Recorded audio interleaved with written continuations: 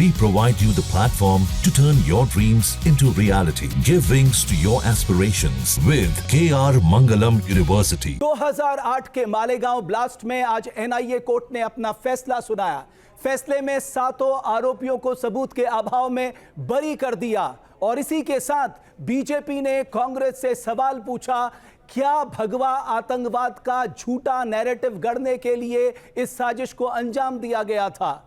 Court ने अपने फैसले में कहा कि इस बात के कोई सबूत नहीं है कि जिस बाइक से ब्लास्ट हुआ वो साध्वी प्रज्ञा के नाम थी। इस बात के भी कोई सबूत नहीं है कि जो बम बनाया वो कर्नल पुरोहित ने बनाया। उन्होंने कहा इस बात के भी कोई सबूत नहीं है कि इन्होंने मिलकर साजिश रची। 3-4 अहम सवाल इस फैसले के बाद खड़े होते हैं। क्या भगवा आतंकवाद का झूठा नैरेटिव गढ़ने की कोशिश की गई? दूसरा, 17 साल के बाद अगर इस ब्लास्ट का कोई आरोपी नहीं है तो फिर ब्लास्ट किया किसने? और तीसरा, 17 साल तक जिन लोगों पर यह पूरा मुकदमा चला उनका आर्थिक शोषण हुआ, मानसिक शोषण हुआ, उनकी सामाजिक छवि धूमिल हुई, इसके लिए कौन जिम्मेदार है? और चौथा सबसे अहम सवाल, आतंकवाद जैसे मसले पर फैसला आने में इतनी देरी क्यों? यही है हमारे चर्चा के सवाल और इसी पर बात करने के लिए मेरे साथ खास मेहमान जुड़ेंगे। लेकिन सबसे महत्वपूर्ण सवाल यही है, क्या भगवा आतंकवाद का झूठा नैरेटिव गढ़ने की कोशिश की गई? 24 दिन तक मैं सिर्फ पानी पीती थी, दिन रात पिटती थी, दिन रात गालियां खाती थी। वो लोग मारते मारते थक जाते थे।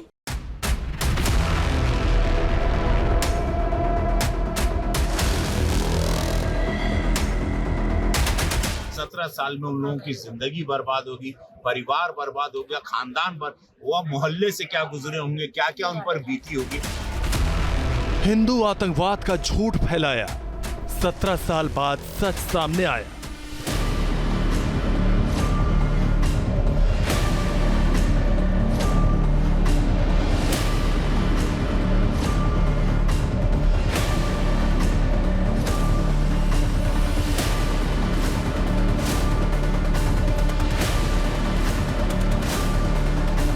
मालेगांव ब्लास्ट में आज 7 आरोपी निर्दोष साबित हुए। सनातन को क्यों किया बदनाम? कोर्ट के फैसले को सलाम।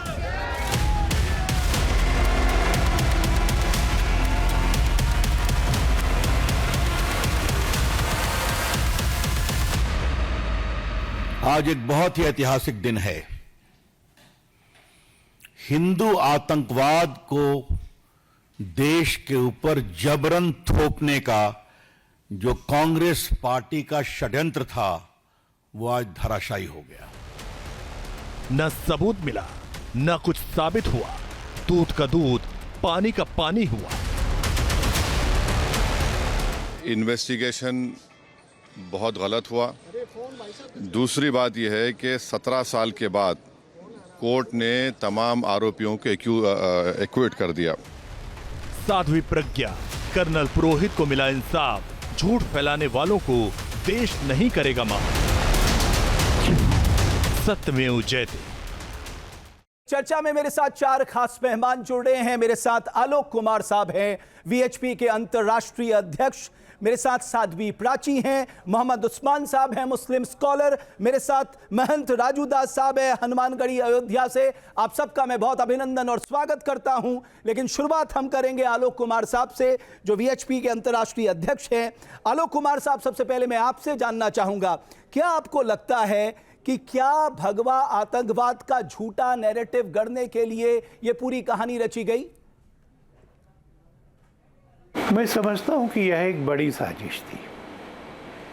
जिहाद की घटनाएं होती हैं, जो करते हैं वो मानते हैं कि धार्मिक प्रेरणा से कर रहे हैं, विश्व उससे त्रस्त होता है। कहीं तो भी दबाव पड़ा इस बात का कि इसके सामने एक हिंदू आतंकवाद भी खड़ा करो और दोनों को बराबर दिखाओ दुनिया में।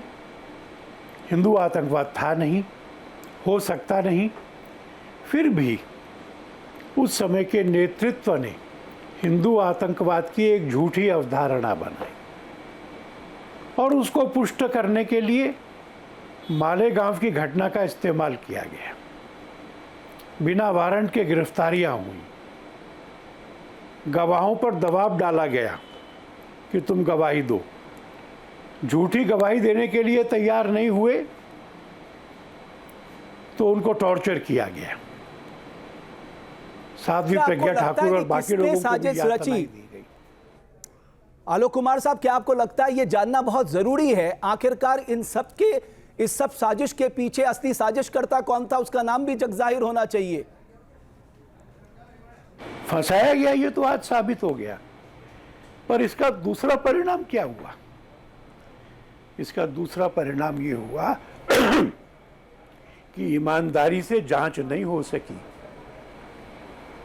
अपराधी बच गए फंसाने के प्रयत्न में, और इसलिए इस बात की जांच होनी चाहिए कि किन लोगों ने और किन अफसरों ने जांच को गुमराह किया, एक्चुअल लीड्स की बजाय फॉल्स लीड्स पर गए, स्टैंडर्ड ऑपरेटिव प्रोसीजर्स का उल्लंघन किया और अपने आकाओं के आदेश का पालन किया कि तुम्हारी जांच जो भी हो उसका परिणाम इन लोगों को फंसाने में होना है।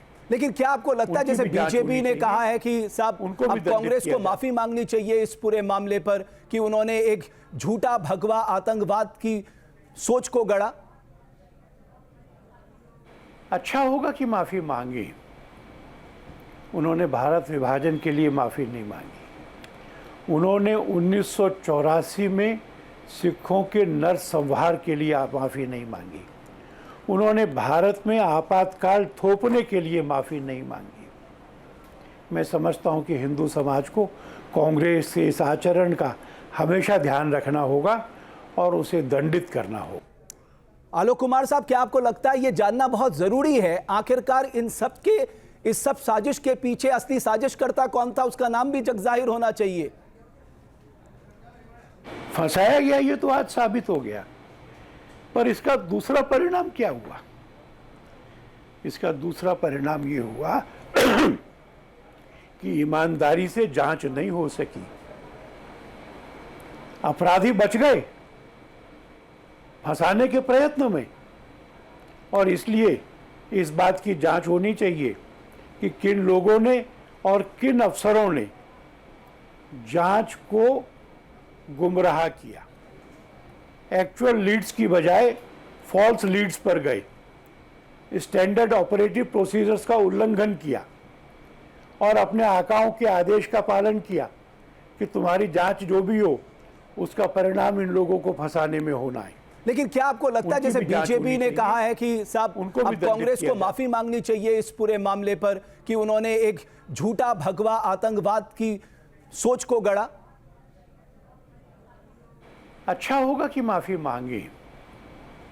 उन्होंने भारत विभाजन के लिए माफी नहीं मांगी, उन्होंने 1984 में सिखों के नरसंहार के लिए माफी नहीं मांगी, उन्होंने भारत में आपातकाल थोपने के लिए माफी नहीं मांगी। मैं समझता हूं कि हिंदू समाज को कांग्रेस के इस आचरण का हमेशा ध्यान रखना होगा और उसे दंडित करना होगा। बहुत धन्यवाद आलोक कुमार साहब न्यूज नेशन के मंच पे आने के लिए। जहां भक्ति है हर शब्द में, कथाओं में छिपे हैं दिव्य रहस्य और ज्योतिष देता है जीवन को दिशा। धर्म से जुड़ी हर बातों को जानने के लिए हमारे चैनल स्तुति को सब्सक्राइब करें। चैनल पर जाने के लिए इस लिंक पर क्लिक करें।